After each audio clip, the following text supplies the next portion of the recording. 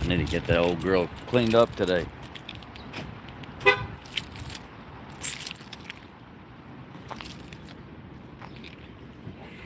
Trying to get some stuff done around here. But today I gave the guys, or yesterday we gave the guys, I don't know what you want to call it, a 4.5 day weekend.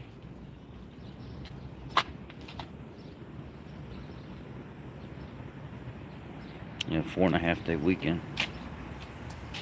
Good morning. So we're gonna give the guys a half day today, and then give them Saturday, Sunday, Monday, Tuesday off. Some of the guys want to go out to Indiana and hang out over the weekend. I don't know if I was gonna go, but I don't know if I should go because the dogs. If we go, we'd have to take the dogs with us, and they don't like fireworks. Or the one dog has anxiety real bad, so she doesn't like being around fireworks and stuff like that.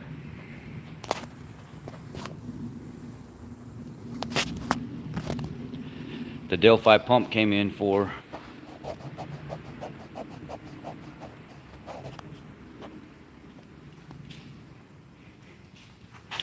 to get a ticket. Oh, here we go, up close in the beard. Look at that. The Delphi pump came in for the caddy.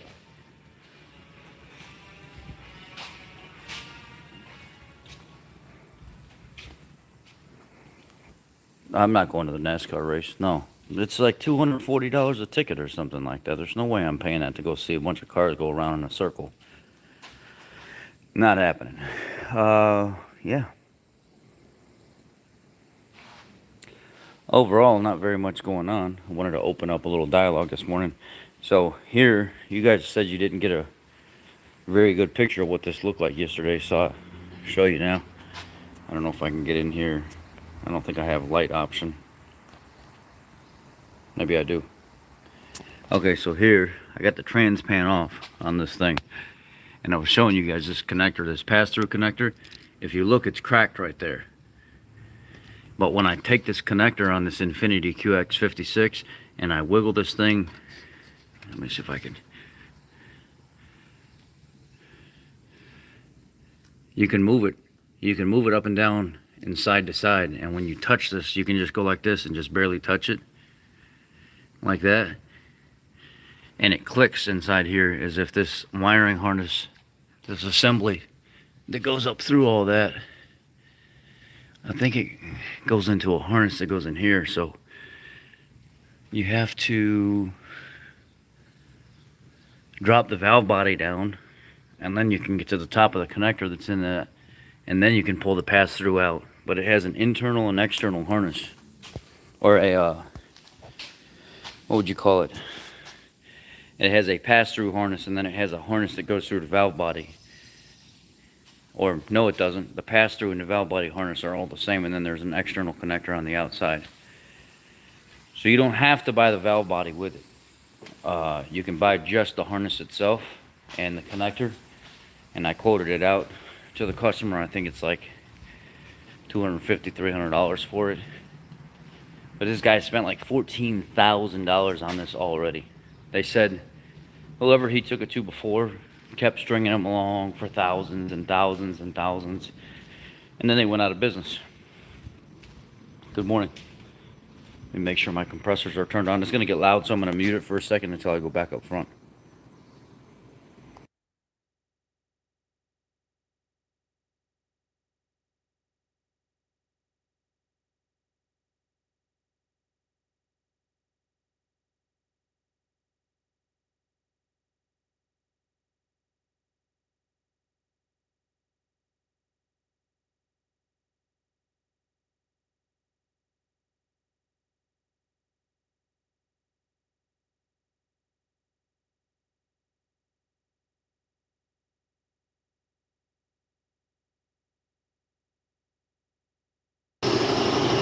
My standard charge for a fluid film vehicle is $150 to $200 depending on the size.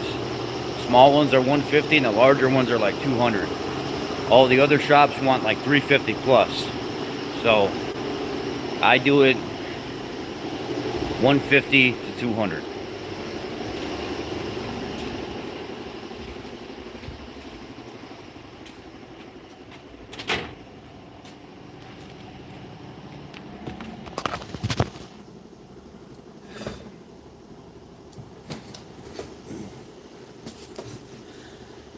Oh, so I told all my guys they can come in late if they want to. They don't have to be here on time today because it's holiday weekend.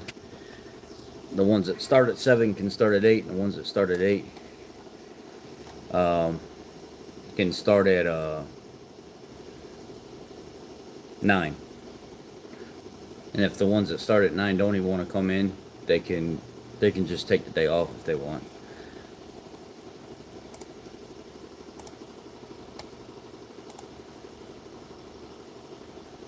So we're only working half day today, and then it's a 4-day weekend. I'm gonna pull up that. So I don't know if you guys have ever used this before. Here, I'm gonna flip this around so I can teach you guys and show you something. Come on, turn around. So this is TransStar. Yeah, I've seen that too, but it happens. People say all kind of stuff about all of us. Once you start making a name for yourself or whatever, just I've experienced it more than anything. But I like to shed light on it. It's not very well organized in here. I'll show you a little bit more about the place. Um, Let me flip this around real quick. It's not very well organized. We bought this place this way, and we've been trying to slowly like change things and make it better and make it better. Put new equipment in it, clean up the outside. It's gonna probably take us a good solid 2 years of slowly doing things to line everything out. And we put a new air conditioning system in here, so the customers, when they're here, they don't have to stand up here in the heat in the parts area because there's a couple chairs over in the corner. We put new lifts and equipment and stuff in the back. We still got to do the other side of the shop, put more equipment in there. We want to put another bathroom back here in this corner, like a 10 by 10 section. We thought about maybe doing a 10 by 10 section or a 20 by 10 section and making a small waiting room so customers can go in there. But then at the same time, honestly, when you're in the hood like this, you're out this is not in the nicest area, but it's also not the worst area of Chicago, but it's definitely not the nicest. Everybody here, well, a lot of people consider it the hood or just outside the hood. But this is not the nicest area. They really don't want people standing around waiting in their businesses. Drop your car off and go. I'll come back whenever I get a chance to do it. Let me show you guys how to use this real quick. If you're looking for transmission parts.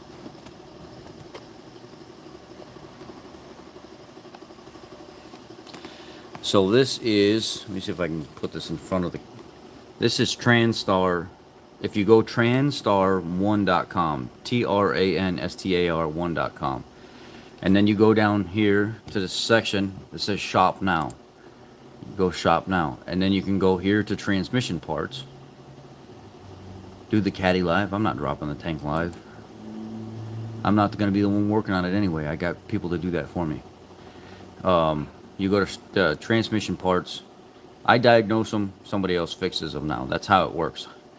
I've prestiged to that level, and if I have to go back there and fix them, I will fix them. But now I'm in a position to where I don't have to do that anymore. I can pick and choose what I want to work on. Then I could go over here to diagram, and then I can go to select transmission, and on the Infiniti, it is a 4-wheel drive.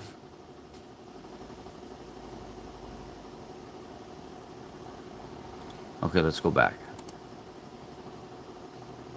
Let's go.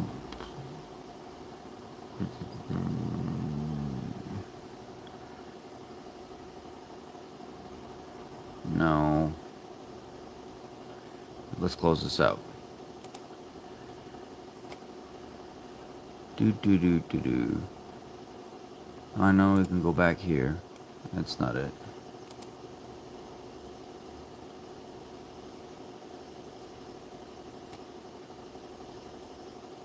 I know it's shop now. And then parts. And then you can go to diagram. And then select transmission. And I think it's a 5R? No. Is it?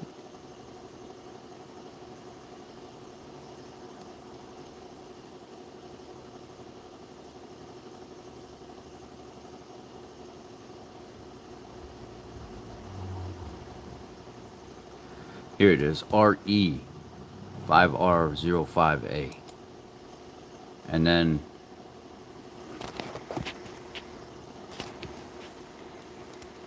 try to figure out how I can get this. Let me. No, it's a. Yeah, well, that might be what it is, but it's actually an RE 5R05A. And if you look over here, it says Nissan. This is the one that we need.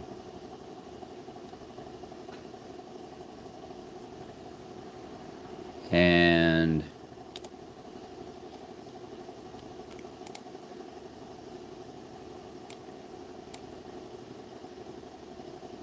this is the connector plate for the transmission. And this is the pass-through. And you cannot order, or according to this, when you order the connector plate and this, it all has numbers that lead back to the valve body. So at least you can get an idea of the internal component breakdown. But if you actually want to order parts, if you find like an Infiniti or Nissan wholesaler, they will actually sell you these parts individually. They won't make you buy everything as one unit. Or if you call up Transtar and talk to them, they will sell you those components, I'm pretty sure, individually. But based on this diagram, it makes it look like you got to order everything in the trans to get what you want. And that's not how it works. You don't have to do that. So that's like a little demo on how to like get to the diagrams or whatever in Transtar when you're looking for something. And that's with a lot of transmission. I can go back to diagram. I can look at this. I can scroll down to like 6R80.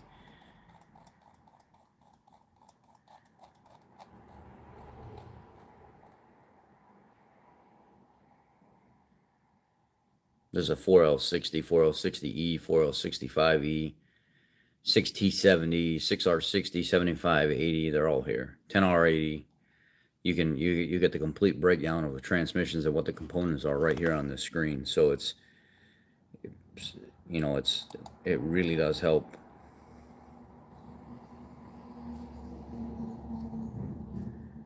And let's look at a 10R80 real quick.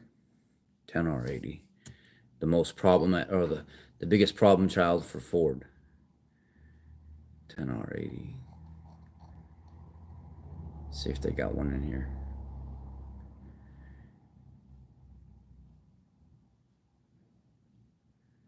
$700R4.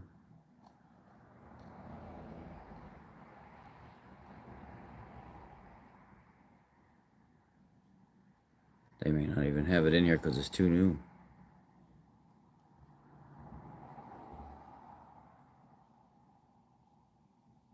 AOD.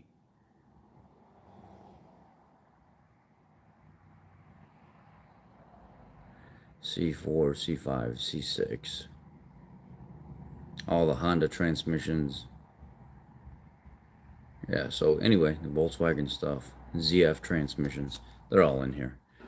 So that's Transtar. You can find breakdowns there. Good morning.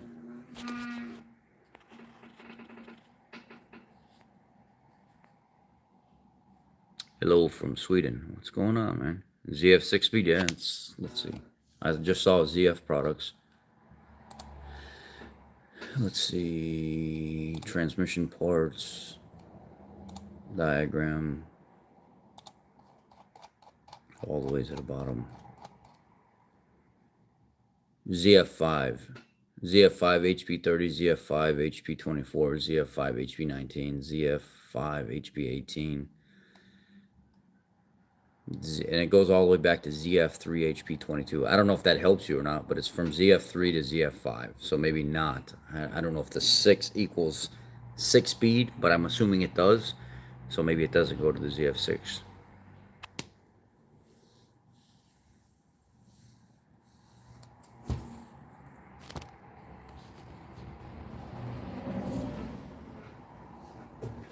Trying to make sure the order of protection is here. Chicken Parm, what's up?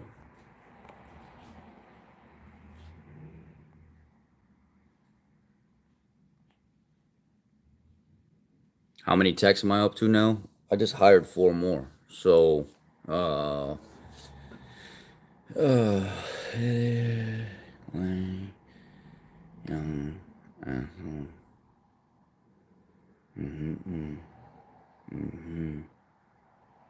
six.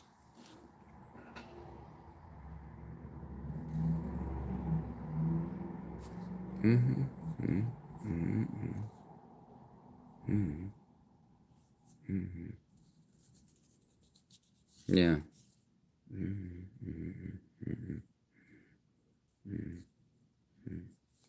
Yeah, 6. I have 6 techs, 7 techs now. 6 techs now.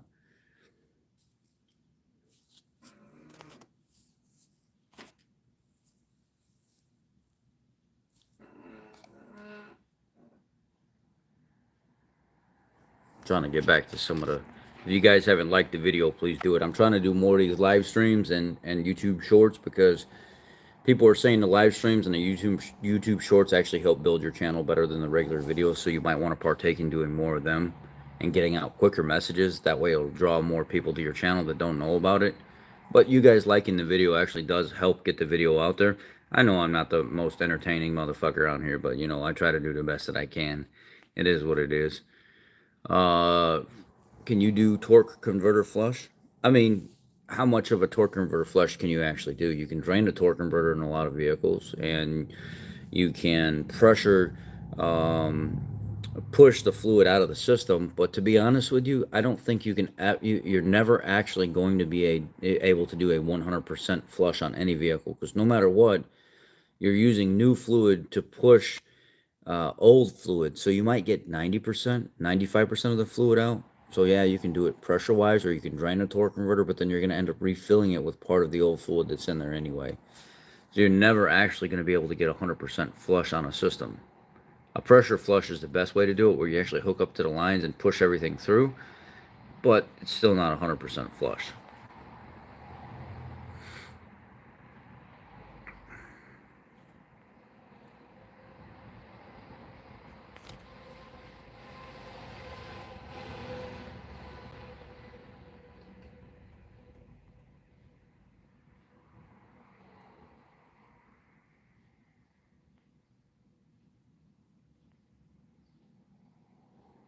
A4301, what's up? What are you driving now, Nathan? Are you driving that Toyota still, or you got something new?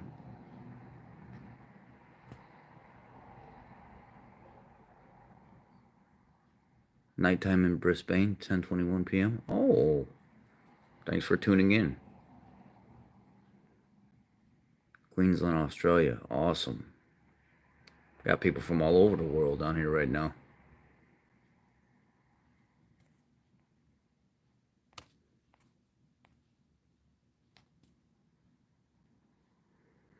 I mean, you got to think about it this way on this. You're if you haven't kept up on the maintenance and you're wanting to do a full-blown flush, you're pushing a lot of stuff that's loose inside that transmission uh, into other areas that it may not need to be, but also you're getting rid of a lot of material that's there if it was a neglected transmission. So it can cause a lot of issues.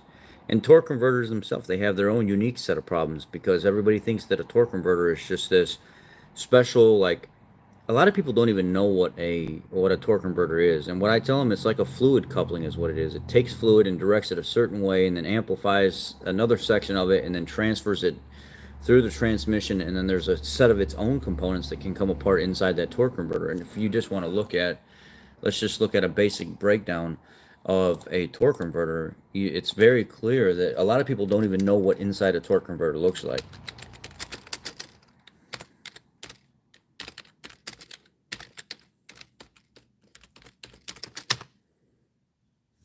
And then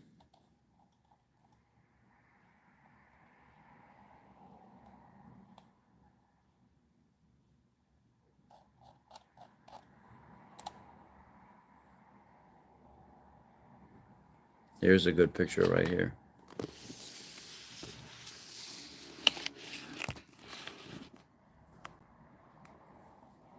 Yeah, exactly. Just like, let's look inside here.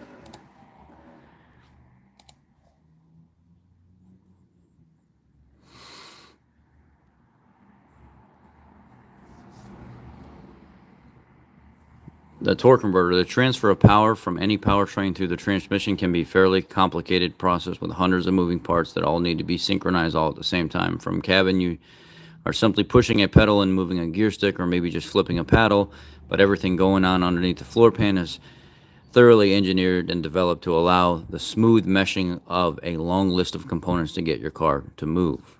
And then here's what a torque converter looks like. In an automatic car, however, there's no clutch. Instead, it's replaced with a torque converter. It needs to do the same job as a clutch, allowing the engine to stay running while the transmission and wheels slow down to a stop. But it goes about it in a different and rather ingenious way. The torque converter is what's called a fluid coupling. Like I said, I call it a fluid coupling because that's what I was taught. That's the proper term for it. A device used to transfer mechanical rotational energy through fluid movement from one mechanical moving system to another. It can replace a clutch due to the fact that it allows the engine to rotate freely by vastly reducing the torque delivery from the powertrain to the transmission. It never fully disconnects, as you can feel through the creep that occurs if you take your foot off the brake of an automatic car that stands still. What's up, man? Good morning.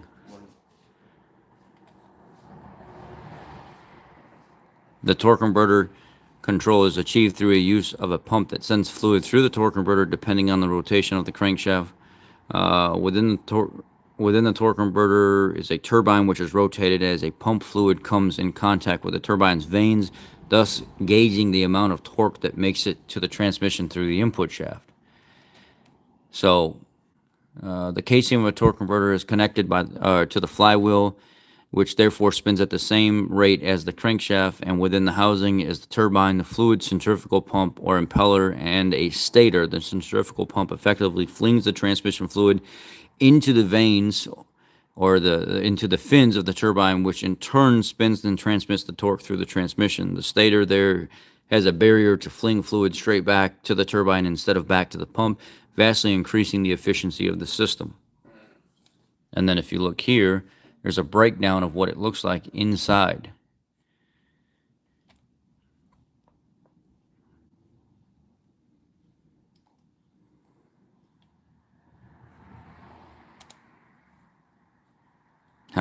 Let's see here. And this is just a video of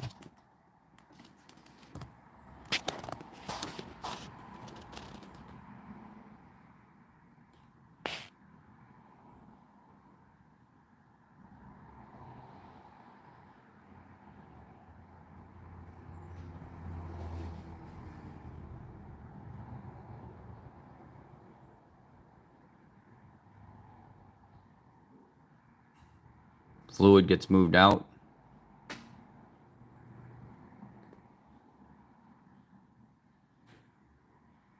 The faster it moves, the faster it moves out.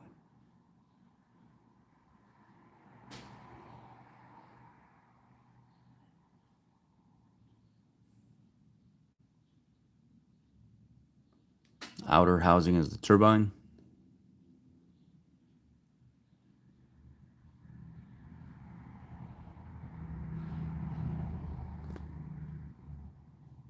You see they can rotate at 2 different speeds.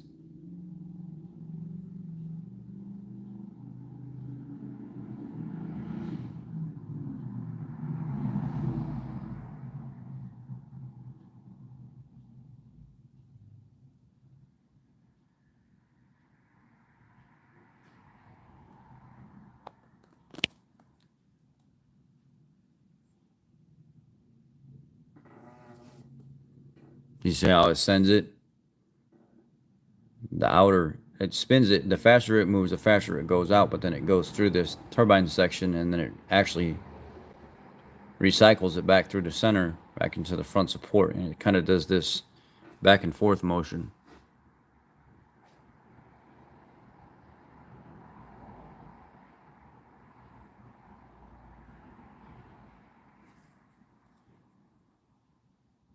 stator.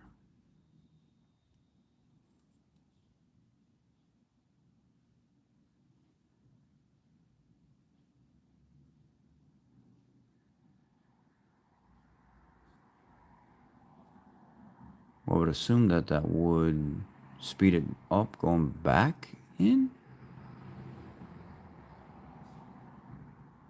Max, I appreciate that.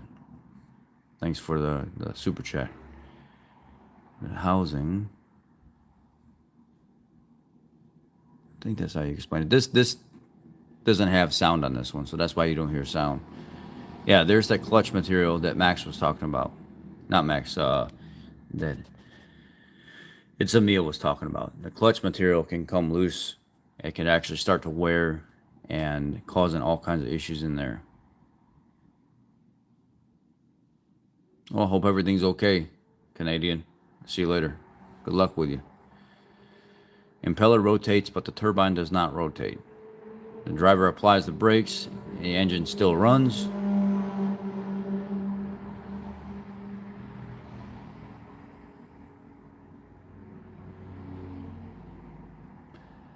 Acceleration procedure, high impeller speed.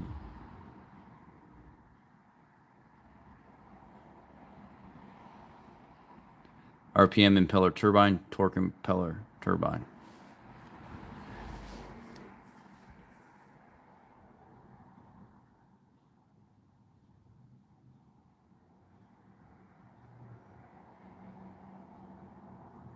Driving at high speeds, RPM and torque almost equal. Yeah, the faster one turns, the other one tries to match its speed.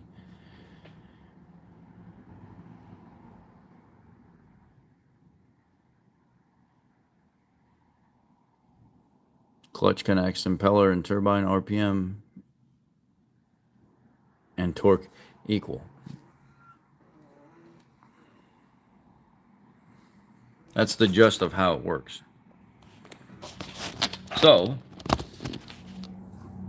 torque converter has material, clutch material in it too, that can contaminate the system. And a lot of times when you don't keep up on your maintenance and your frictions start to come apart inside your transmission, that material is transferred into the fluid. When that fluid is flushed from the system, that material is lost inside the transmission. So that way, whenever the frictions are trying to do their thing, whenever you got steels and frictions trying to apply and make something happen, that material is not there anymore. You end up burning up the transmission, welding things together inside the transmission, or just simply it's not moving at all because you flushed out everything that was actually keeping it moving. So if you keep up on your maintenance and you don't get to a point where that fluid starts to become rancid and the clutches break down, the discs break down, the frictions break down, whatever you want to call it, then you don't have to worry about that problem. But people don't keep up on their maintenance and they swear by the manufacturer's interval, and then you got guys like me that come along that see enough failures and they're like, hey, that's not working. You need to actually, instead of that transmission fluid being lifetime fluid, which doesn't mean lifetime as in as long as you own the vehicle, that fluid's good forever, because that would be hogwash. People just don't know how to read the owner's manual properly, and they believe everything that they see at face value, and they think that or some people have been believing that their whole life, that they don't want to change. People simply don't like change. So when you have somebody like me or Aaron or Ray or one of you guys that come along and say, hey, look, I understand that you want to believe that the manufacturer has your best interest in mind, but they don't. They don't. Their whole idea is to sell the vehicle. And the more they can get you back into the dealership, the more they can get you back purchasing a vehicle. That's the whole goal, is to sell the vehicle. They can't stay in business if they're not doing repairs and they're not selling vehicles. So ultimately, at the end of the day, they might give you some of what you want, but they really don't care about you. That's not their job to care about you. It's their job to listen to what you want feature-wise in a vehicle, and then make those features show up in a vehicle at the cheapest rate possible, so you can come back and buy more, and they make the most maximum amount of profit. So if you think for 1 second that Toyota telling you 10,000 miles is the best way to go, you're foolish. Or Ford telling you that lifetime transmission fluid or 150,000 miles is 100% accurate, you're foolish. Your ignorance is really showing. And a lot of people like that, they go on the internet and they'll go to other people's YouTube channels and they'll say, oh, just listen to the manufacturer's recommendation. Oh, really? Let's open up your owner's manual and go to the manufacturer's recommendation. Do you meet these? Let's look at it. Let's look at what this is real quick, and we can put this to bed now. I mean, it's that simple. A lot of people don't even know how to read their owner's manual properly, but they'll come and they'll argue with you. They'll argue with you and they'll say a bunch of things that they don't even know anything about. And it's like pure ignorance. And then it's like talking to a wall. Why even converse with these people? They're just a waste of time. If they're going to argue with you when you're trying to help them, just block them or move on about it and just let them go bother somebody else. But owner's manual. Let's even look here. Severe. Let's look at severe duty driving conditions.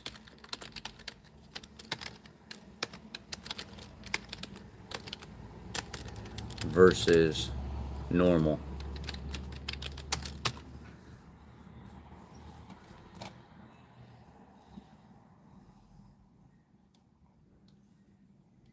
Let's hear. Valvoline Global. This is Team Valvoline Global. Let me turn this. Hold on.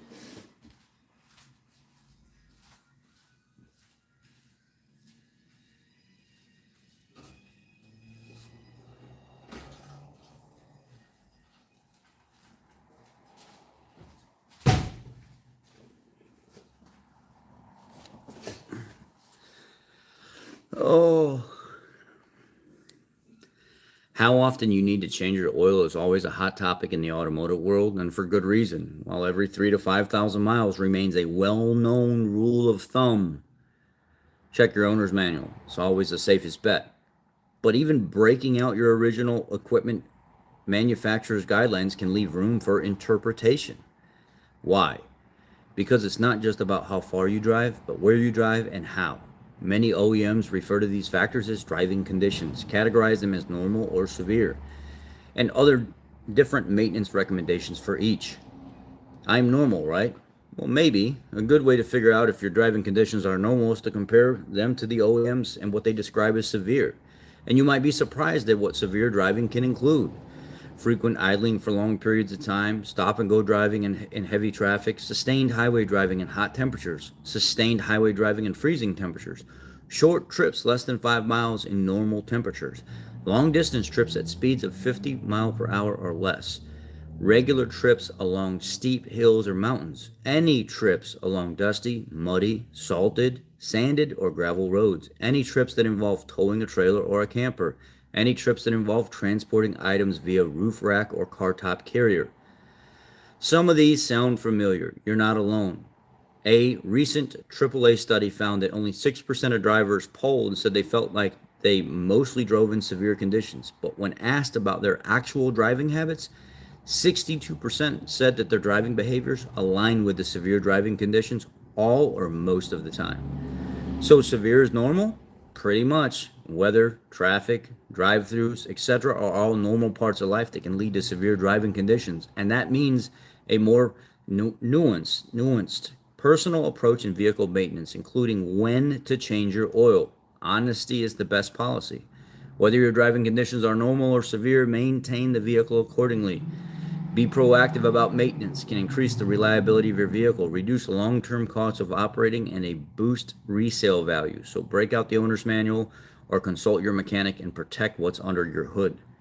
At the end of the day, every single one of us are in a severe driving category, and you know that. Every single one of you know that. So all of you out there that are trying to justify why you want to go 10,000 miles are exactly that, ignorant. Because your conditions do not meet a 10,000 mile interval, and you know that. So if we were being honest with ourselves, all of you out there trying to fight and say, oh, this is why, it's your own personal bias and justification. It has nothing to do with reality and what actually is.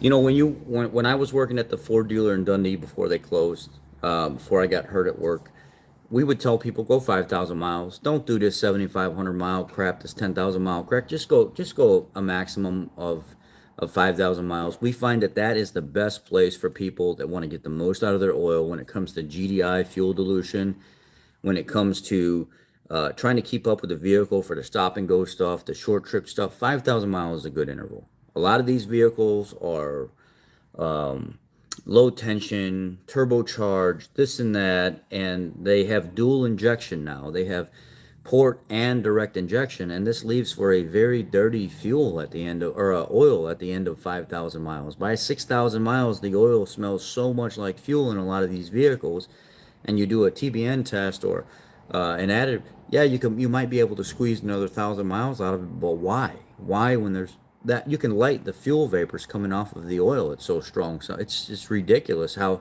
pull your oil cap at 4,000 miles and smell it, and you're like, oh, it smells like gas. You know, that gas being in that oil, it's not a good thing no matter what your TBN comes back or how it's protected. It's not a good thing at all. It does not do any benefit to oil at all, and it reduces the actual consistency at which the oil grade is. It breaks it down. So a lot of people don't realize that. A lot of people don't realize maintenance is more than just pulling a cap, pulling a dipstick out, and draining the oil and changing the filter. There's other things that go on that can determine whether or not you need to change that oil.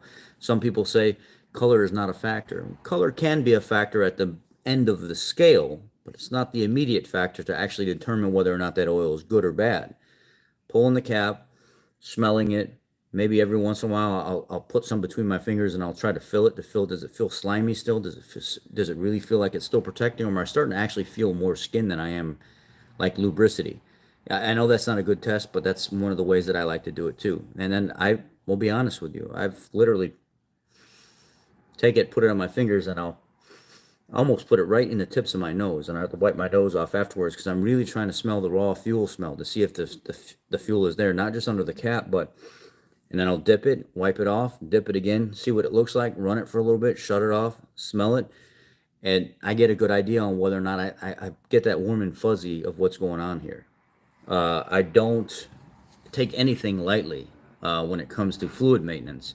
Here at Brighton, it's one of the number one things that we push to actually keep people on the road is fluid maintenance, fluid maintenance, fluid maintenance. And it's not a huge upsell thing for us. Um, we don't have all the fancy machines that everybody else has, and it is a pain in the butt to service some of these vehicles because we don't have those machines, and it a lot of times does take longer than what it should because we don't have those machines. And we're not making a huge profit off of it, but we know that it's very, very important for people to get this stuff taken care of. I preach it all the time, and I will not stop preaching it. I get attacked by guys from Toyota and stuff here all the time that, oh, that's crap. Don't listen to this guy. Well, you don't have to listen to me. You can do whatever you want. But at the end of the day, the people that listen to me are going to be better off than those that don't.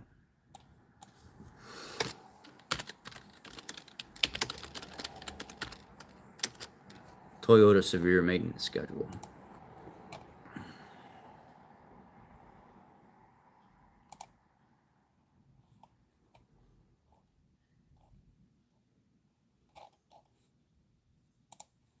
Let's see what it is. Oh, what does this say right here? Wait a second. What does this say right here? Arlington Toyota. Arlington Toyota. Let's go around. Arlington Toyota, recommended Toyota maintenance schedule. Every Toyota model has recommended scheduled maintenance that should be performed at 5,000 miles or 6 months. Oh. Oh.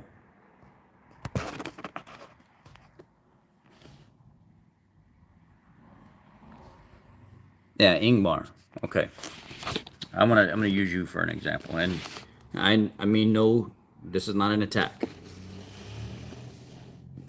Let's let's leave what you said. Don't add anything to what you just said. I'm going to use that as a teaching point. I I change mine. I change our oil in our car September and in March. Let's go again, not an attack.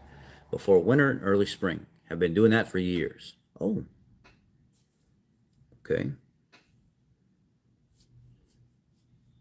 Let's use an extreme. A little dramatic. I smoke crack at 6 o'clock in the morning, and I smoke crack at 3 o'clock in the afternoon, and I have been doing that for years, and I'm completely fine because I do it. Because I do it, that means everybody else should do it, or it's okay for everybody else. I'm not saying you think that way, but let's use that. This is how I do it. I've been doing it this way for years. Does that I tell a lot of people all the time, I understand that's how you do it, but let's make sure we emphasize just because I do it this way doesn't mean everybody else should do it this way. The world doesn't work that way. In all reality, what you meant to say is I don't hit my miles by I don't hit the 3,000 miles or the 5,000 miles by spring or by fall or whatever it may be or after winter. And so what I do is I pick this interval and it's a safe interval for me and I end up changing it twice a year. Beautiful. That's awesome. That's a great way to do maintenance. It's a good, safe way to do maintenance. But if you left the statement the way you did, somebody could read that and say, hey, no matter what miles I put on this vehicle, I'm going to change it just like this guy at this time and at this time. Hey, if I'm good, I'm good. If I'm not, well, I guess I followed the wrong person. That's why I tell everybody all the time, just because you do something a specific way doesn't mean it applies to the next person or it's even a safe way to do it. That's just the way you chose to do it. It's not a bad way to do it. Maybe some information was left out there. But when we say stuff like that, it's nice to lay out the whole entire picture to say, this is why I do it, and this is how I do it, and that's give me some ideas on whether or not the way I'm doing it is right. I think the way you're doing it is awesome because you don't hit the miles, so you pick twice a year to change the oil. Theoretically, that is the old school way of doing it, and that still applies today as a very relevant way to do it to keep your vehicle safe. Now, do I think that you can go one time a year? Absolutely. I think you can go one time a year. Or I've tested oil that was in a car in the Grand Marquis. I bought the Grand Marquis and it had been driven in like 6 years. With the same oil from the Quick Lube place, 6 years later, it still tested good with 2,000 miles on it. Now, what they're worried about is additive package falling out of suspension, but today's oils are made with such soluble additives that we don't have to worry about those additives really falling out of suspension anymore. So can you go one time a year? Sure you can. But they still want you to do it at least one time a year, if not once every 6 months. And if you have an extended warranty company, they may tell you 5,000 miles or every 6 months, or we're not going to honor the warranty whenever an engine claim comes up. We're just not going to do it. And I know one of them for sure is the number two largest extended warranty company in the United States, or maybe even the world, is Endurance. Like number two or number three, they come up on the list, and they want you every 5,000 miles or every 6 months, or they will not honor that warranty for that engine. AMSOIL is the best on the market at the moment? No, it's not. AMSOIL is not the best on the market. AMSOIL still uses the Tier 2 dinuclear moly. They don't even use the new Infineum, the trinuclear stuff that Pennzoil and Mobil use. And their additive package is not even really all that outstanding when you look at it. It's a good additive pack. It's a good oil. And even when you look at the MSDS to see the percent of ester that they put in and stuff like that, it's not even that much. It's not even, I mean, I'm going to be honest with you, it's a good oil for sure. I'm not wowed by it. I don't think it's anything special. I think it's a top 5 oil, maybe definitely in the top 10, top 5 maybe, but it ain't the best oil. There's no way. Redline is way better than AMSOIL.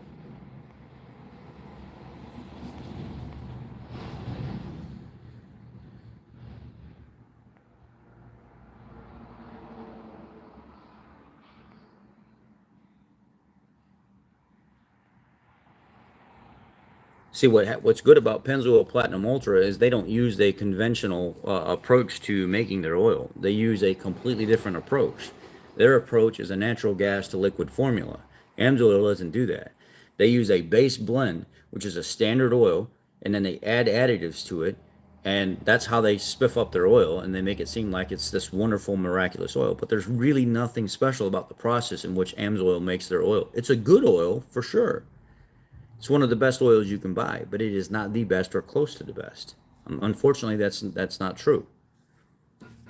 Motorcraft oil, it's all right. It's nothing special about Motorcraft oil. Motorcraft oil, if I was to put it in like a tier set, it's like one of the lower grade oils on the market that's affordable. There's nothing really that special about Motorcraft oil. It's just an adequate oil at best. It's an adequate oil, but there's nothing special about it.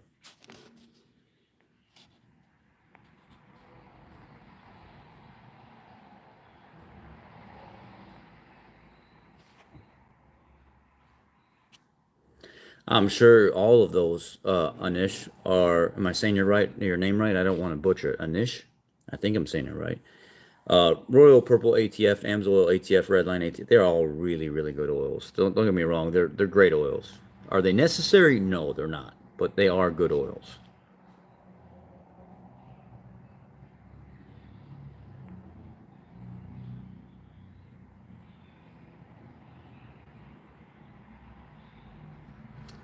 The Roush mufflers, those Roush mufflers are off of the ones that I had in my town car.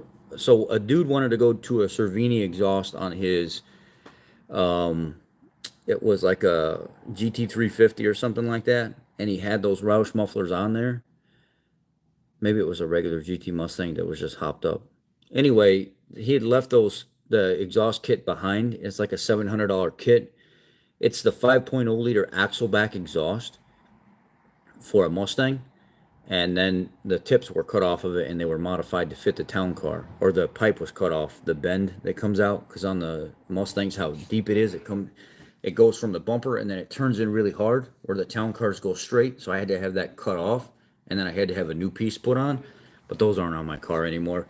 It was nice. It had a unique sound to it for sure. It was different than other muffler setups, but I went back to the classic. The town car now has, it's a Flowmaster X pipe, 2.5 inch exhaust, and then straight piped out the back, and it sounds absolutely great, unbelievable. And then the Grand Marquis is rear cat delete, because those cats are not monitored. 2.5 inch exhaust, X pipe, and then Super 40 Flowmasters, and then shotgun piped out like the Marauder. But best oil and weight for my 2007.3, and why is it the best? I mean, I like Valvoline Premium Blue. I think Valvoline does a really good job with their, and they give you a little bit of moly as protectant in there. I also like Brad Penn diesel oil. They also give you more moly as a protectant, and they don't load it up with a shit ton of calcium and magnesium like some of the other ones do. Hot Shot Secret, it's a PAO base. It has a very high calcium and magnesium count to it, so there's a lot of protection there. I don't know much about the base itself because I haven't looked up the MSDS, but I know those are some of the main ones. And why is because they make a really, really good quality oil, and the additive pack is very good. You know, it's Pennzoil. Pennzoil has really come a long way. And then when you look at the oxidative level, if you were to, like, what I'm going to eventually do is I'm going to send Amsoil off to Lake Speed, and I've got two kits at home. I want to send the Amsoil off to Lake Speed, and I want to send the Pennzoil Platinum Ultra off to Lake Speed, and I want to compare the additive pack between the two and the oxidative properties. Because one good thing about Pennzoil Ultra is, just even go to Lake Speed's channel, go to Lake Speed Junior, and actually look up his channel. He did the oxidative testing for Pennzoil Platinum Ultra versus Pennzoil Platinum, and he said, you know, all the additive package and everything is adequate. That's all fine. That all looks good. Let's look at the oxidative properties of this oil and see how good it is versus the standard version of Pennzoil Platinum. So when he checked out the Platinum versus the Ultra Platinum, it was night and day. The Platinum had an oxidative property of like 2.9 or 3.0, or so we'll just call it 3.0, where the Ultra Platinum was so strong at like a 10.3 or 10.4. Wow, that's good oil. That really fights that oxidative stress that can be put on that oil. That is a good oil. So where you might look at something and say, wow, that ad pack is huge. One of the things that we often don't check is we don't check the oxidative properties of it. And Pennzoil Platinum Ultra has a very, very high protection. It comes in the SRT engines from the factory.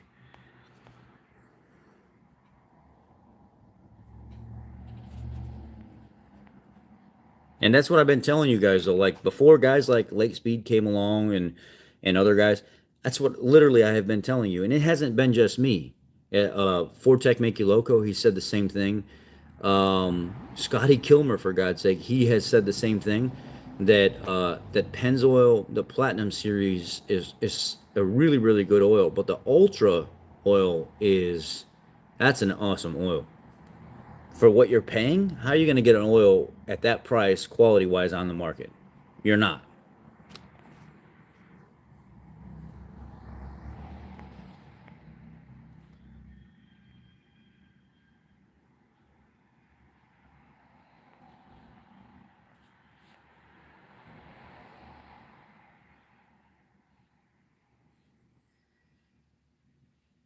Happy Friday, Dave.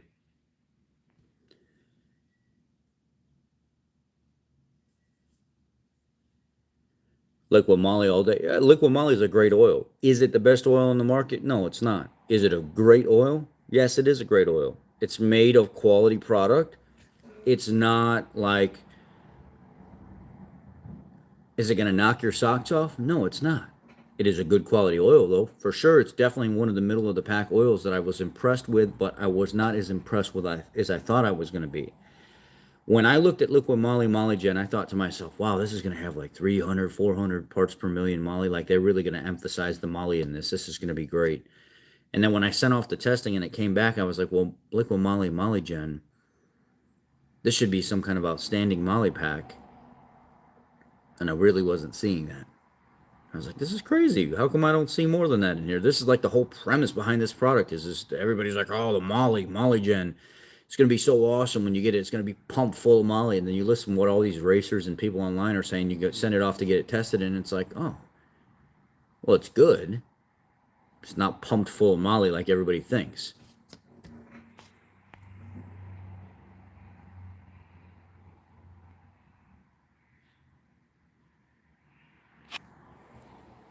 I mean, going up or down is not bad, but understand that if you change uh, the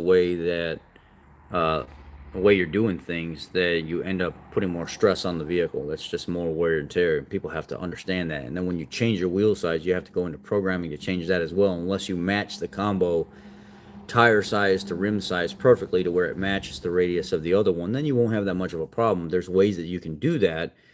I got lucky with the Mustang rims that I put on the Grand Marquis where the speedometer is only 1 mile per hour off, which is within Ford's tolerance anyway. So,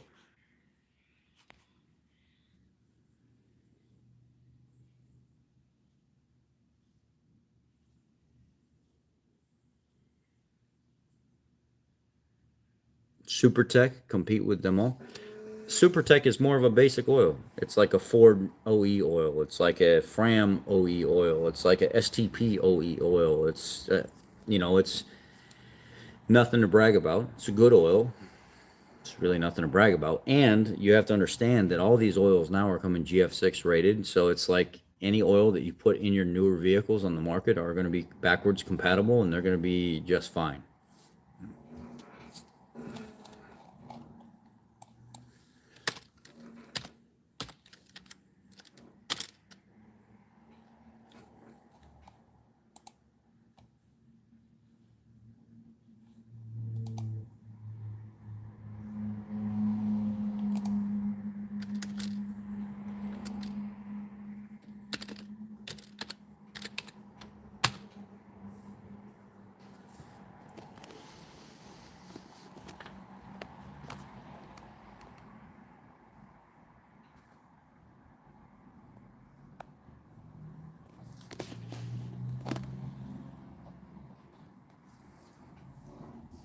GF6A, 0W20, 5W20, 10W or 5W30, 50, or 10W30, and then GF6B, which is a 0W16, is the rating for that. That's the new GF oils that have like the extra protection for the timing chains and the new ratings for wear testing and everything else.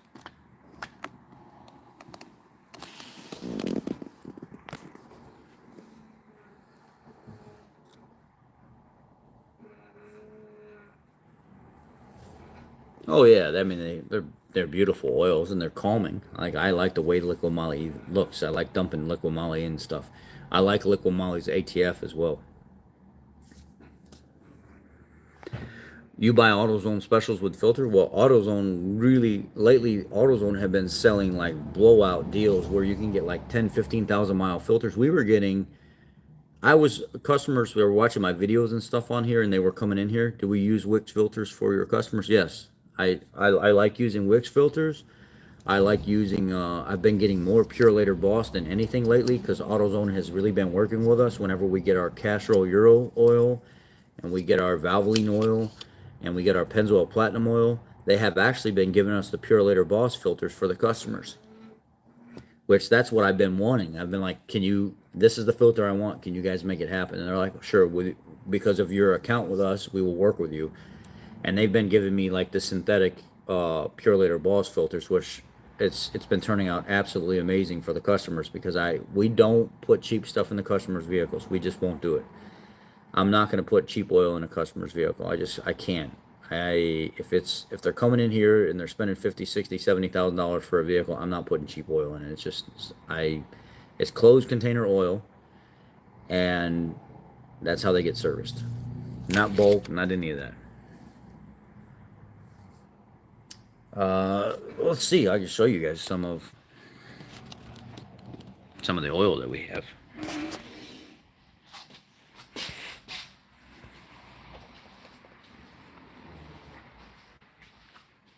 Let's see here.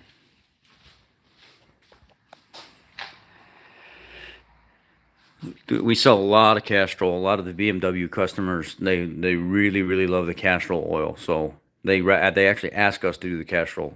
And then we have the Top Tech, Liqui Moly, Molygen, Castrol Edge Eurocar, all the different mobile, but we don't ever sell it. The customers don't ever ask for it. And we do a lot of the Euro Platinum. The mobile has been sitting here, and we just don't sell it. Let's see here. Pentacin. A lot of the Mercedes guy want the Pentacin fluid put in their vehicle. And we got a lot of Enos stuff.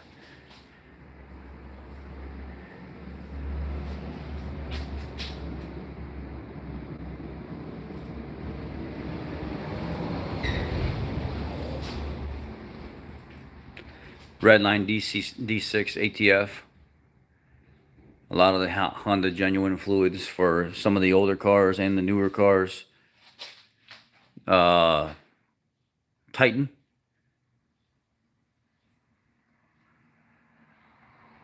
Shell Hilux. We use we use that from time to time.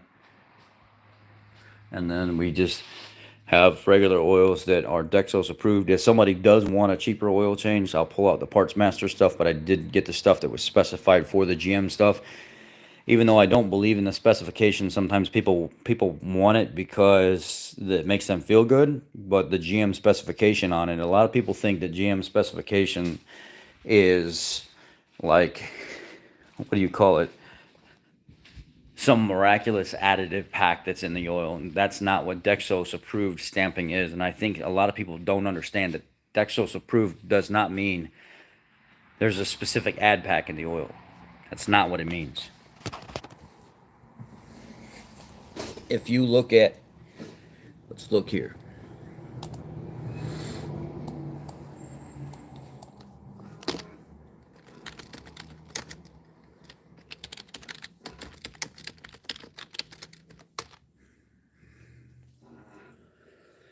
Oils with Dexos specification meet the most stringent specifications that will help your vehicle meet the latest emission standards and improve fuel efficiency. A Dexos stamping on a vehicle, I get a lot of people that say stupid things to me on the channel like, well, Dexos has like this outstanding add pack that's going to make your car go like 50,000 miles per hour and it's going to add like 6,000 horsepower because the stamp on the front of it means that it's the best oil that you can put in your vehicle on the market. That's not what it means. It means that oil has met a certain specification when it comes to testing standards by the manufacturer.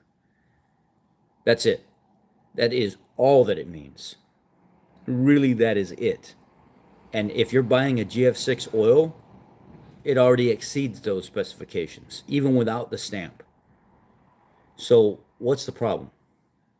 And most of the other oils exceed that specification as well. Here's something that I thought was really funny. When I was working at Hertz as a diesel mechanic, before they were getting rid of the diesel department because they were going from diesel buses to electric tram, this is when the 1.5 liter Ecotec turbocharged, whatever, blah, blah, blah, with the Malivus first started really acting up. And it was melting the pistons, melting the ringlands. They were just trying to get too much power out of those little 1.5 liter engines. And this is what GM wanted the technicians to do. Before the engine exploded, before something melted, pull the vehicle into the shop, program the computer, get the special oil filter off of the shelf, and go get the oil out of this special drum. They were detuning the computer to make it not melt the piston, so it didn't have as much power. Trying to save these engines, which a lot of them you couldn't save anyway. They were going to end up getting new engines anyhow. And the special filter and the special oil was not a special filter and not a special oil. All it was a different label and number on it to appease the recall people or the National Highway Safety Board, making it seem like they did something special to it. But when you talk to the vendor that drops the stuff off, that actually supplies this filter versus that, this oil versus that, the same stuff is put on with a different stamp, or made with a different stamp, and it's the same oil put in a drum, the same oil in another one that has a different name on it. That's all it was. It was just a way to appease the National Highway Safety people and the EPA and everybody else looking at this stuff, and the customer saying, oh yeah, something's been done. The only thing that's really been done is the fact that the computer was detuned, or the timing and stuff was set differently and it didn't have as much power to save these engines, which didn't really save them all that much. And then the customers would complain about, I bought this vehicle because I like the performance, but now I don't feel like this vehicle has the performance that it had, and I'm not happy with this vehicle anymore. This is not what I paid for.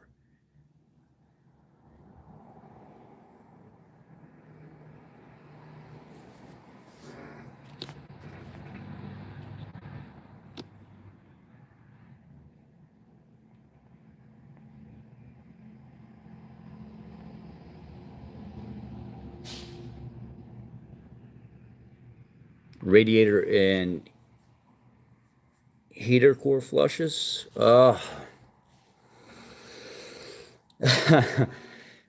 Flushes are, I think the important part about a flush is making sure that not the radiator is clean, but more in line with the heater core.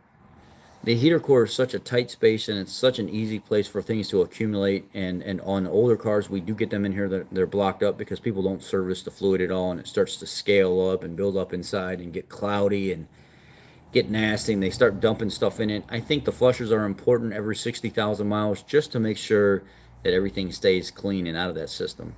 Most universal oils are going to be completely fine for most manufacturers. I do recommend that people try to get OE fluids because they're specifically tailored to those metals that are in that engine. But then again, people could look at me and say, I'll play devil's advocate to myself. And this is how the conversation goes. Really? If the manufacturers know best about the coolant that's supposed to be in the vehicle, and people should be using the coolant the manufacturer recommends, why did Ford go from DexCool all these years to VC13G? I mean, if they knew best and it worked out better, then why did they have to change their formula? Because why? And I agree.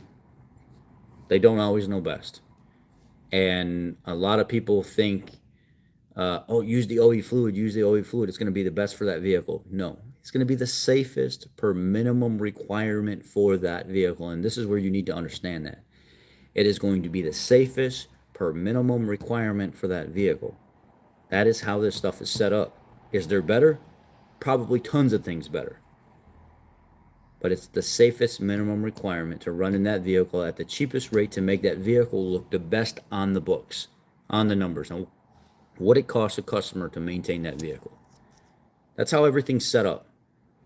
It's not set up because it's the best for it. It's set up because it's the minimum requirement to operate that vehicle and make the numbers look the best. So when you buy it, you feel like you feel like you're getting a better product than the next guy or the next guy. That's all it is.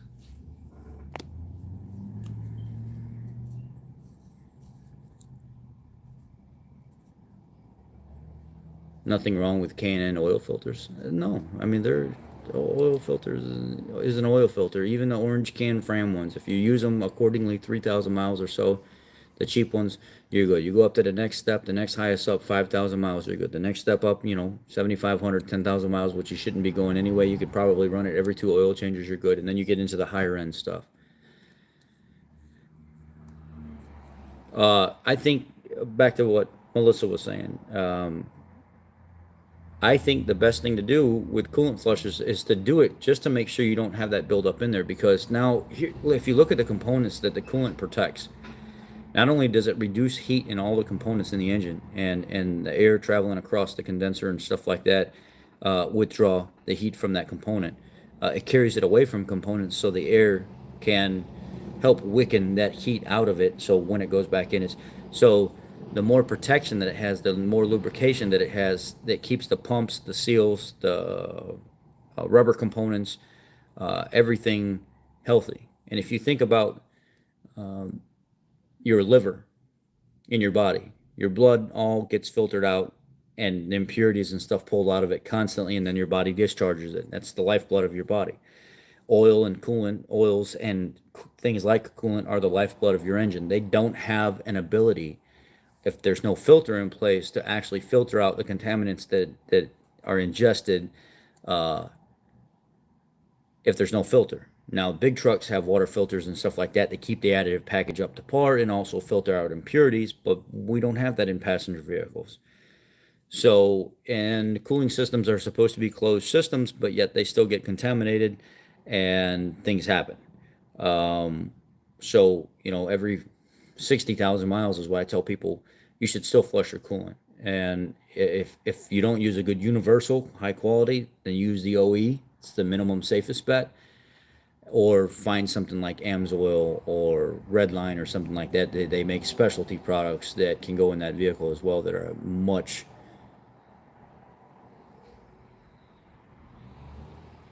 No, a lot of people will run a solvent. A lot of people will drain what's in there. They'll fill it up with water and they'll run like a radiator flush or something from AMSOIL. They'll run it from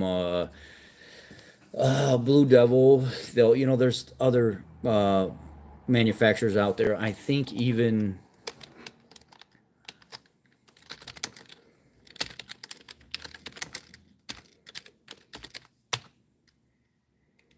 yeah, here it is right here. If you go on Amazon, you'll find it's called, let me see if I can give you it's $33.51 for the kit. I'm going to see if I can give you the item number. If you go to Google right now, if you can go to Google right now and type in BG cooling system flush, you're going to come up with a cooling system cleaner part number 540 and universal 546. You have a cleaner that goes in and helps clean everything out, and then you actually have an additive that helps go back. It helps rejuvenate the seals and stuff like that. Now, do you have to put the additive back in? No, but I've heard a lot of people say really good stuff about the BG coolant flush cleaner. Looks like this, and it is part number 540 and 546, and the cooling system cleaner is 540, and the additive that goes back in the coolant is 546, and it's $33.51. I've heard a lot of people say really good stuff about that. So if you wanted to, at 100,000 miles, that wouldn't be a bad thing. You're still good. I'd go that route.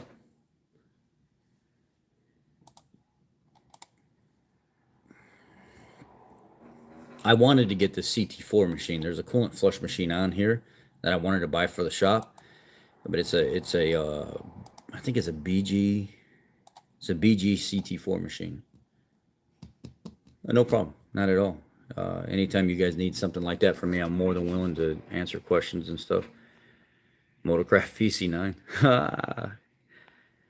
Change coolant every 2 years or 1 year if you have performance. Yeah, I could agree with that to an extent. I can agree with that. That's over maintenancing, which I'm not opposed to at all. Everybody knows I do like over maintenancing. I find people that over maintenance the vehicle rarely ever have any issues. That's why you never see my vehicles with any issues.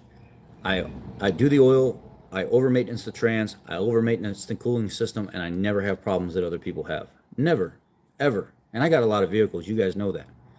I don't have those problems. I don't because I over maintain everything, and other people can't see that. But my vehicles are going to last a lot longer than theirs.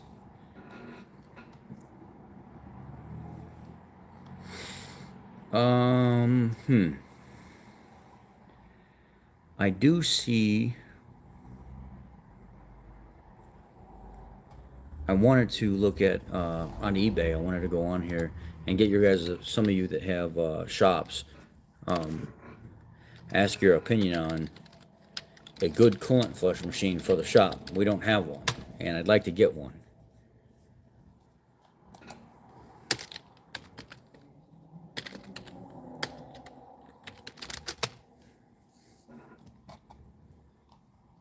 Yeah,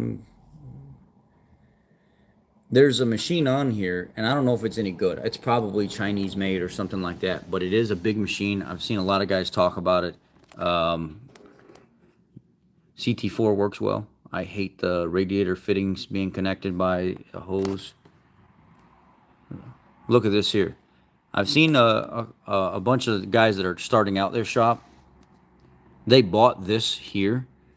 It's a Vevor ATF auto trans fluid exchange machine, and there's a lot of fittings that come in this kit. A lot of people have said they really like that, but it is a cheaper made unit. You might get like 2 or 3 years out of it, and then you got to end up replacing it anyway.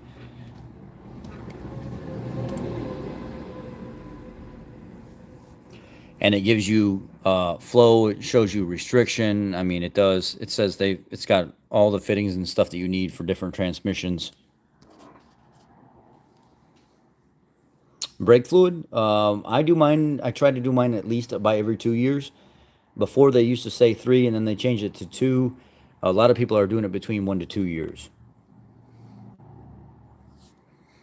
If you look at this ATF machine, it shows you the used ATF pulled out. It shows you the new stuff going in.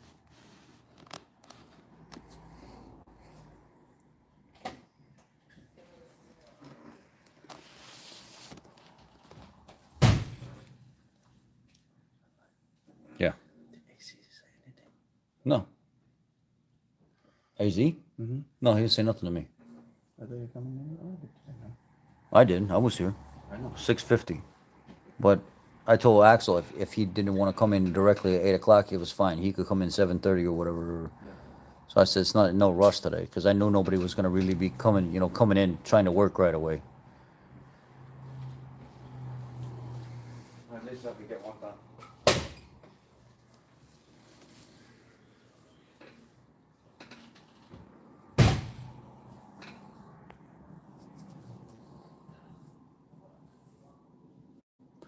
What do you guys think about that machine though? It looks like a decent machine, but I don't want to get scammed by it either. You know, I know that you pay for what you get, but we are a newer shop, and I don't want to bite off more than what I can chew right now. And they do give you a 2-year warranty with it.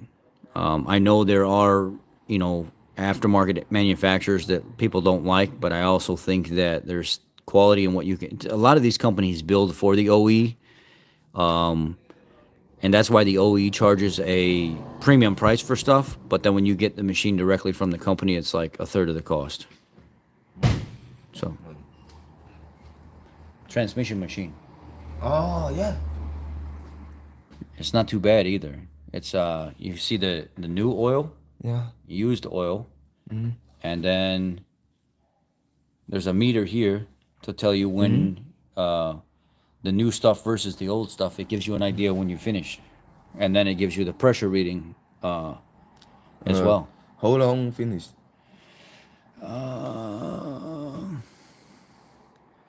It says 0 to 60 psi. Maybe 30 minutes? Maybe not even 30 minutes. Probably like 15, 20 minutes you could be done with this machine. It looks like it's quick, like a quick machine. Uh Synthetic control panel, conventional monitor, standard accessories, humanized design, flow direction automatically controlled, oil cycling flow, change the oil by power of the gearbox, how to use, fill the new barrel, 12 quarts of fluid. Yeah, this looks like a good machine. But again, who knows? I should get it for the shop and then do a review on it. I should buy it for the shop. And then just do a review on it and see what we got. Maybe I tell Young. Just buy it. Yeah.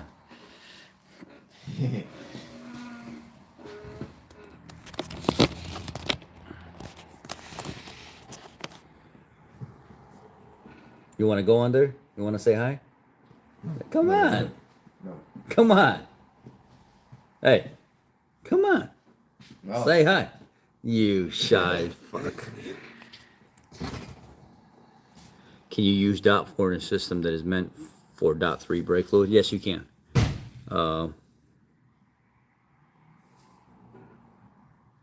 VVOR price for the machine, it was like $376 with a 2-year warranty. It says it was $409, but they got it down to $376 or $367.99. It says if you buy 2 of them, they'll drop the price down to $360, and if you buy 3, they drop the price down to $356. So, and then it has the pump. Oh, it's got a filter, so it filters it too. It's got a external filter that you can change, so you don't have to open it up and change the filter inside.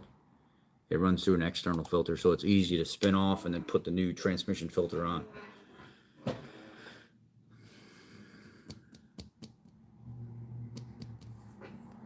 But anyway, somebody asked about .3 to .4. Yeah, Ford did it. Ford did it in their Fusion with the ABS pump recall. They had you go through and flush out all the .3 and then put a new cap on it that said .4, and then they put .4 right into the system. It's definitely compatible. And I see people mix .4 and .3 together too.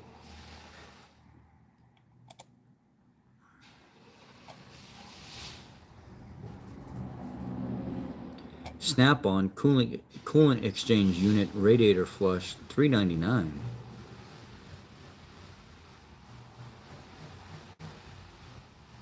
It's a nice unit.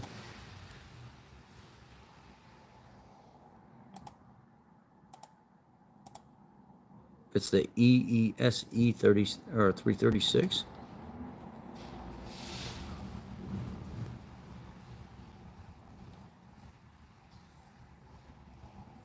I don't know. It looks like a nice unit too.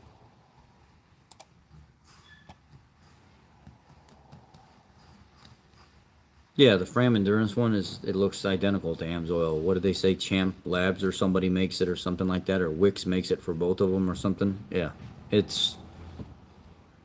look identical, and it's going to be even more restrictive than the Ultra. The Ultra is already kind of borderline too restrictive if you got like a dirty system.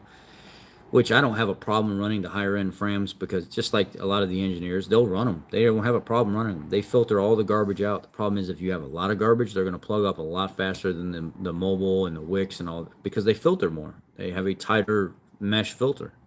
It is what it is.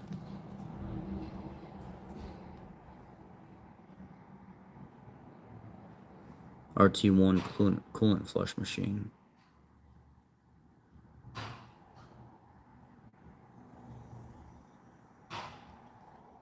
I wonder if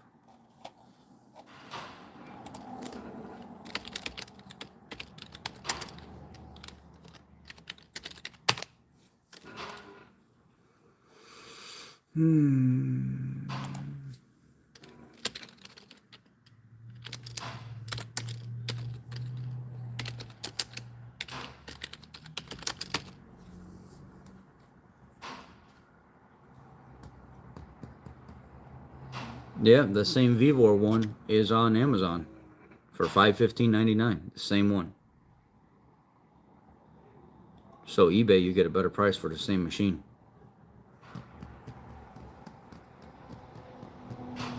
And then they have a Master Cool Automotive AC flush machine. It's actually got its own stand, solvent base, and everything. Look at this.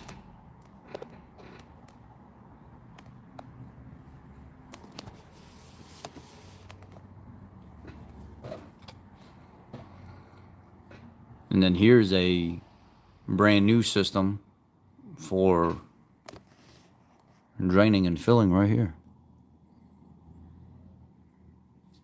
What is this? This looks nice. External tank, flush, purge.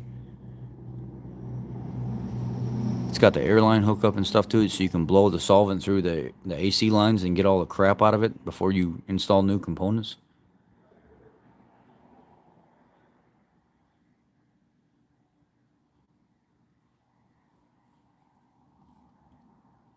This thing looks cool.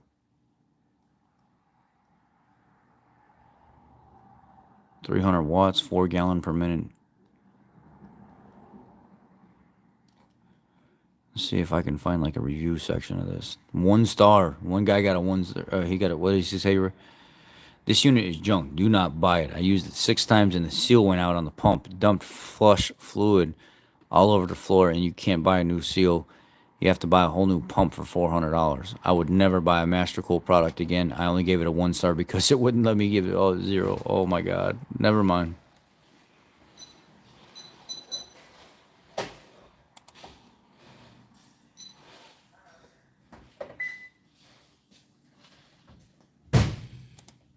I'm going to see the ATF unit. This is the one I want to get for the shop right here. This is the one that has all the connections and stuff. On eBay, it's $367. On here, it's $515. And what I want to see the reviews on it. Let's see what they say. I had a pink milkshake situation on my Toyota Tundra. Transmission fluid and coolant mixed in the system. I purchased this because of the number of flushes I was quoted would cost almost the same as buying the machine. Very simple, easy to use. This guy gave it a 1 total metal box. When I replaced the pump and fixed the E-switch, so this guy was a purchasing problem or a shipping problem. It wasn't totaled metal box. So somebody must have dropped it or something like that, and then he got ticked off. I would be too. What a pain to send it back. So we kept it. Useless piece of equipment. Don't waste your money. Why? It doesn't hold up well in shipping. I guess that's the biggest problem, is cheap, get what you're paying for, used item, top reviews from other countries, very fast shipping. I guess that's a no-go for the machine. That I don't want to hear that for sure. This is a Robinair, and it has a 5.0 review. Of course, it's a $3,500 machine, so you, again, paying for what you get.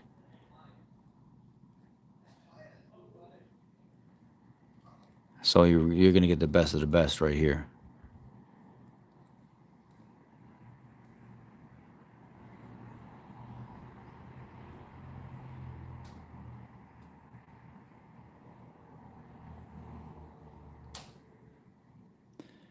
See, all these guys, they love the machine. So it looks like it looks like you're going to have to pay for name brand if you really want quality.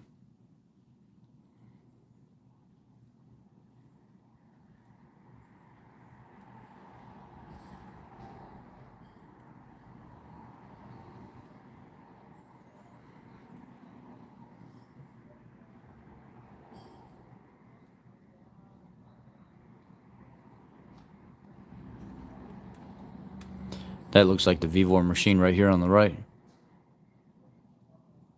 And they're selling it for $2,000, but it's a different color. Maybe that's not the same.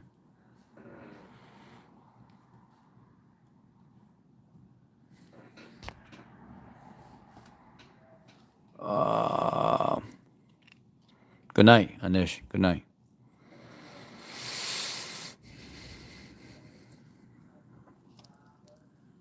I want to just get a used name brand one. It's probably better than a used cheap one or a new cheap one. So I think that's the route I'm going to go, is a used name brand instead of. Yeah, that's the route I'm going to go.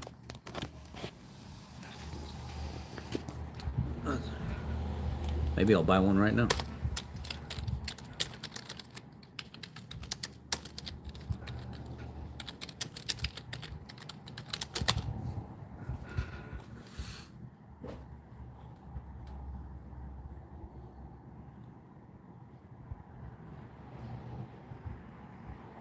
The one that I want is like the one I had at the dealership, which is this one right here. It's the Flow Dynamic one. It's a $5,000 machine.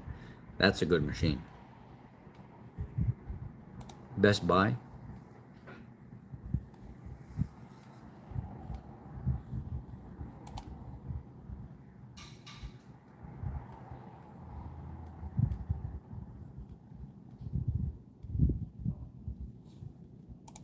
Flow Dynamics, they make a lot of really, really, really good. You know what I could do is I could go to eBay and then look at Flow Dynamics and see if I can find a good used one, because that was the best machine I've ever used.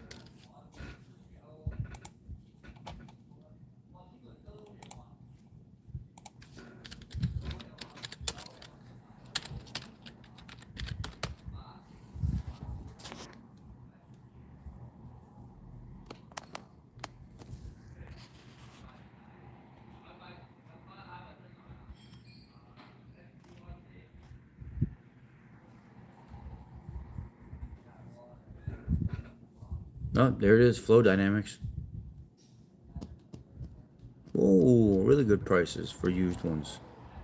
But I don't know if you're going to get like the whole... Dang, there's a used one and they still want $3,500.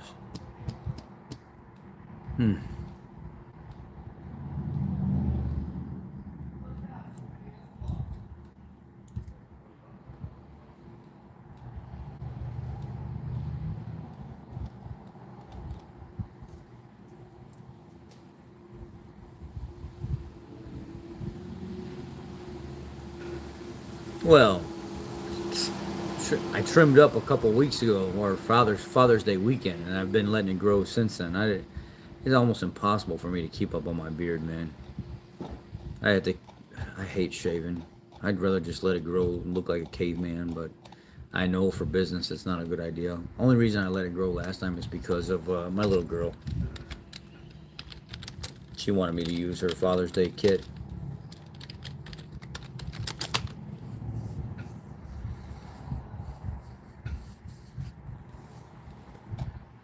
Oh, I like the Snap-on one, but I don't know if I get all the fittings with it.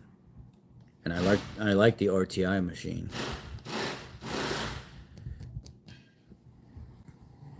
But this one's in Connecticut, and I don't want to go pick it up in Connecticut. It's got all the transmission fittings with it.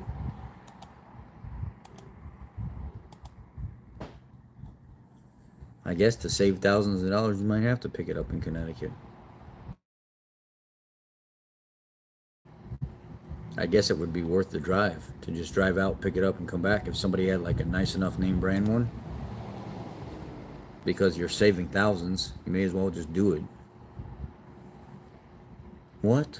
A brand new Robin Air for $12.99?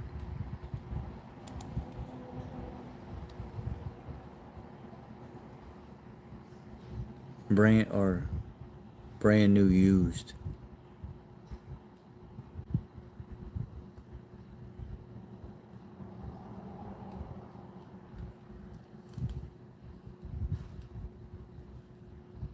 Illinois. Oh, you know what? Facebook Marketplace. I didn't even think about that. Actually, you know what? Now that you said that, let me quit. You're right.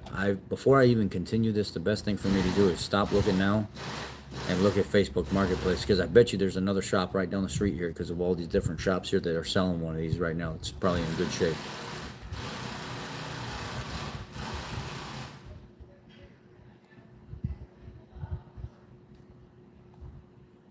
I can't stop looking. Any of y'all got any questions before we get? What's up, man? Anybody have any questions before you guys before we get off of here? Cause I'm about to close this down. 4-day weekend. All the employees are kind of relaxed today. Nobody's stressed trying to get a bunch of jobs done. It's gonna be a half day. Everybody go home. Come back Wednesday. I think everybody's gonna head out to the lake tonight. All the employees are gonna go out together on a little John boat. We got this. I found this thing on Amazon. It's like an 8-person floaty with an awning on it, and you can in the center of it there's a open hole so everybody can gather around in the center and put their feet in the water. And it's got a net so nothing can come up underneath.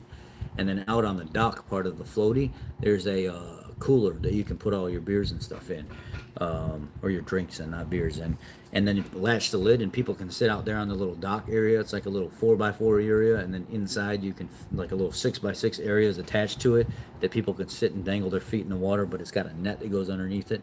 It's really cool.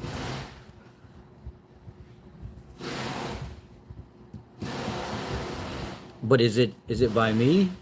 Lunchman, is it by me?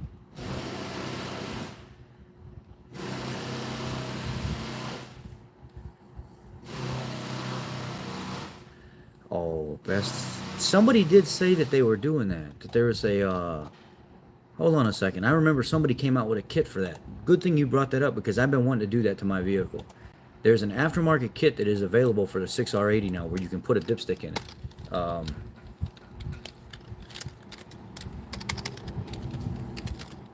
Why did you have to do that? I'm trying to get off of here.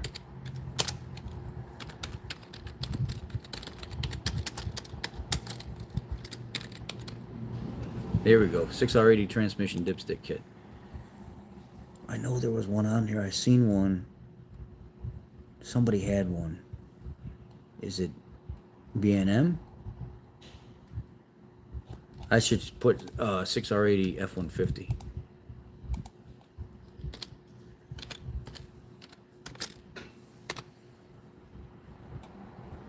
What's up, man? God bless.